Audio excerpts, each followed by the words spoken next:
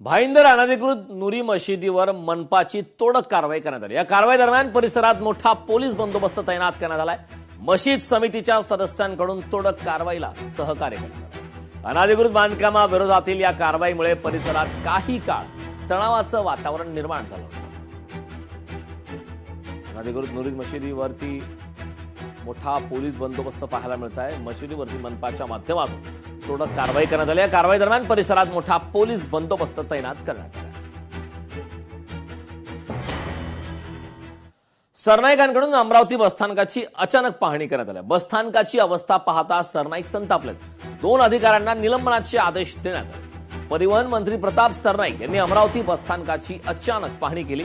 या पाहणी दरम्यान बसस्थानक परिसरात पसरलेली अस्वच्छता, प्रवाशांना होत असलेला त्रास तसेच चालक वाहकांमधील अवस्था पाहून मंत्री प्रताप सरनाईक हे चांगले संतप्त झाले।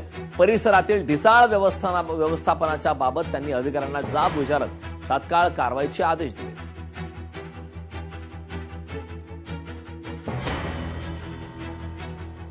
अतिशय घाणीचं साम्राज्य या अमरावती डेपोमध्ये निर्माण झालं होतं आणि स्वच्छता कर आम्ही सर्वसामान्य प्रवाशांकडून घेतोय।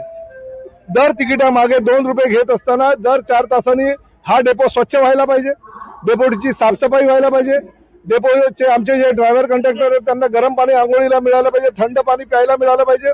कुठल्याही ठेकेदाराकडून काम करून घेत नाही, या मशीन्स त्या ठेकेदाराचे तिकडेच पडलेले आहेत आणि त्यामुळे जर बेजबाबदाररीत्यानं आमचे जर अधिकारी आणि कर्मचारी वागत नसतील तर त्यांच्यावर कठोर कारवाई करण्याशिवाय पर्याय नाही। मी 2 अधिकाऱ्यांना ताबडतोब जागेवर निलंबित केलेलं आहे। लोकशाही मराठी ऐका, पहा, जागरूक रहा।